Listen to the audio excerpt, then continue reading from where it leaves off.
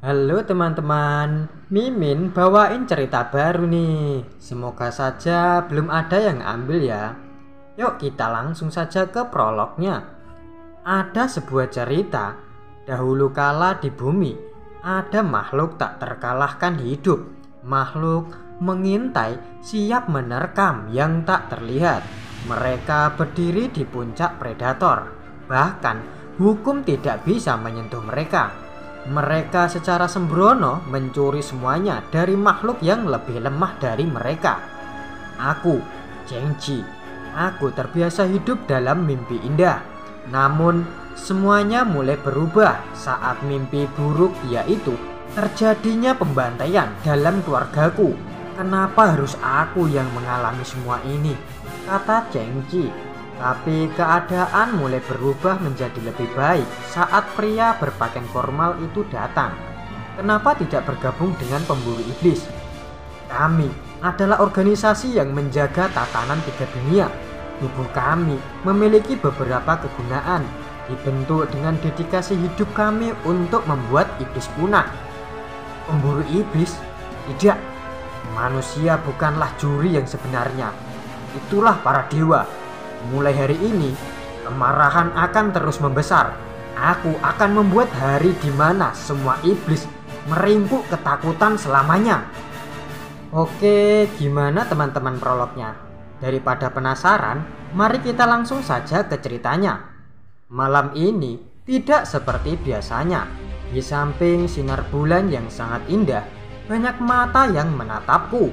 Seorang pria dengan rambut putih memakai jaket merah berlari ketakutan. Bukan takut dari serangan hewan buas, tapi seorang wanita yang mempunyai kekuatan super. Pria itu sudah berusaha lari sekencang mungkin, tapi tetap saja pedang tajam itu mengarah ke lehernya.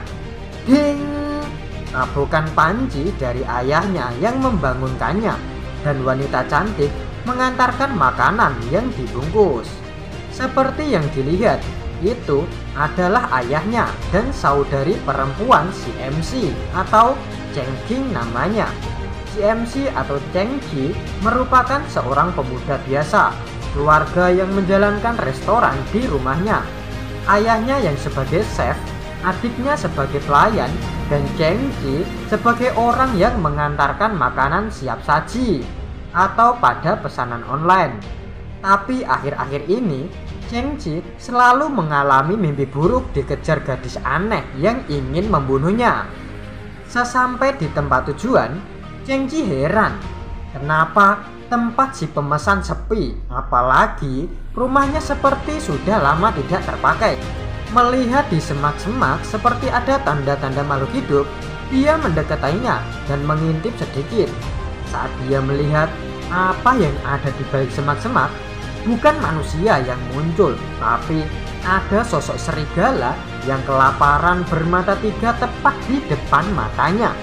Chengji berlari sejadi-jadinya sampai membuang pesanan makanannya. "Lari, ada monster di belakangku!" teriak Chengji kepada seorang wanita yang tiba-tiba muncul entah dari mana. "Kamu minggir, aliran malam ke-37." Seorang perempuan berpenampilan seperti assassin muncul dengan pedang memancarkan percikan petir. Lightning Dragon! Duar! Sembaran kilatan putih melewati Chengji dengan cepat dan meledak. Dalam hati Chengji berkata, "Bukankah dia wanita yang ada di mimpiku?" Begitu pikirnya yang masih ketakutan dengan apa yang terjadi barusan. Dengan tatapan tajam, wanita itu berkata, "Itu adalah iblis. Kau hanya orang biasa, tidak seharusnya berada di sini. Pergi." Salah satu dari monster itu yang mempunyai penampilan berbeda, dia berbicara. Dia tidak menyangka ada seorang pemburu iblis muncul. Yang awalnya jumlah dari monster itu ada banyak, mereka satu persatu mulai menyatu dengan pemimpinnya. Tidak hanya tubuhnya yang bertambah besar, tapi kekuatannya juga meningkat. Sampai-sampai si wanita itu tidak sadar kalau monster itu sudah berada di belakangnya dengan cakar yang bersiap menghabisinya. Beruntung, kurang dari sepersekian detik, Wanita itu hampir binasa di tangan monster itu. Namun berbeda dengan nasib dari Chengji. Badannya dipenuhi dengan darah akibat menghalau serangan dari monster itu. Cakar yang menembus perutnya, perlahan kesadarannya Chengji mulai memudar. Wanita itu langsung shock. Tidak hanya tidak bisa mendeteksi keberadaan monster itu, tapi juga ia diselamatkan oleh seorang manusia biasa yang jauh lebih lemah darinya. "Aku minta maaf tidak bisa menepati janjiku," kata Chengji yang teringat adiknya serta ayahnya. Hanya dengan ayunan lemah, Chengji terhempas jauh dari cakar monster itu. Monster itu mengamuk, mengeluarkan suara yang sangat keras dan langsung melompat menyerang kepada wanita itu. Wanita itu berpikir tidak mungkin bisa mengalahkannya secara langsung. Jadi, dia hanya bisa menjaga jarak sambil menyerang. Death Thunder Blast! 6 cahaya merah keluar dari pedangnya menuju makhluk itu. Bergerak mendekatinya, dia berkata, "Tidak berguna."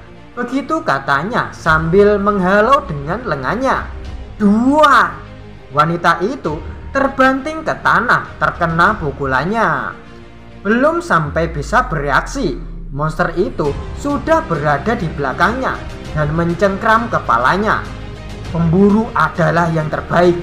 Gimana aku harus mulai memakan pertama?" Wanita itu tidak bisa bergerak, hanya bisa menggeliat dan berteriak. Namun usahanya tetap sia-sia. Seorang pria yang nyawanya sudah di ujung tanduk, tiba-tiba dia berdiri dan merobek bajunya sehingga lubang di tubuhnya terlihat sangat jelas. Ia berkata, "Kalau aku mati di sini, aku tidak bisa menepati janji dari adikku." Lubang di perutnya perlahan menutup dengan cepat dan aura yang dipancarkan semakin kuat hingga bisa dilihat dengan mata telanjang. Wush! Monster itu bergerak sangat cepat ke belakang Chengji bersamaan dengan serangan dari cakarnya. Chengji menangkis serangannya dengan tangan kanannya, menimbulkan gelombang angin yang kuat. "Seperti yang aku bilang, aku tidak akan mati di sini," kata Chengji dengan tangan yang mencengkram leher makhluk itu. Aura membara seperti api menyelimuti tubuhnya dan mengukir di tubuh bagian kanan. Duar! Ledakan api yang sangat besar melelehkan makhluk itu hingga tubuhnya hangus tidak tersisa. Wanita yang berpakaian mirip assassin, dia bengong, tidak percaya melihat sosok laki-laki yang berdiri di antara debu, mempunyai kekuatan yang begitu dahsyat. Dalam pikirnya dia berkata, "Energi yang begitu kuat, lukanya sembuh, seorang dewa." Begitu katanya sambil berjalan mendekatinya. Wanita itu pun mulai memperkenalkan diri. Namanya Lu Jiji, seorang pemburu iblis. Dia dikirim ke sini untuk menyelidiki tempat ini. Wanita itu juga bertanya pada Chengji dari mana asal kekuatannya. Tapi Chengji sendiri juga tidak tahu. Karena Chengji awalnya adalah seorang manusia biasa dan belum pernah bertemu iblis, dia menanyakan apa yang terjadi sebenarnya.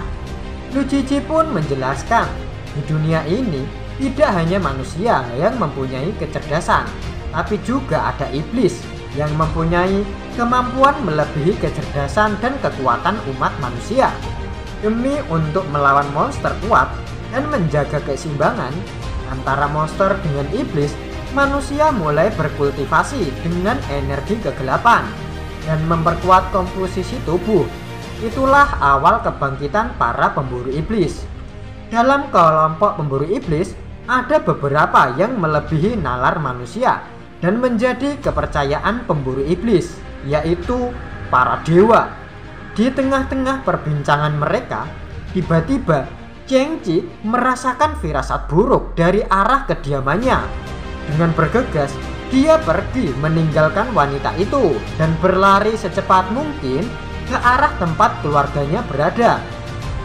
Orang-orang berkerumun, asap merah menutupi langit, dan suara mobil pemadam terdengar semakin keras saat posisinya semakin dekat dengan tempat keluarganya bekerja.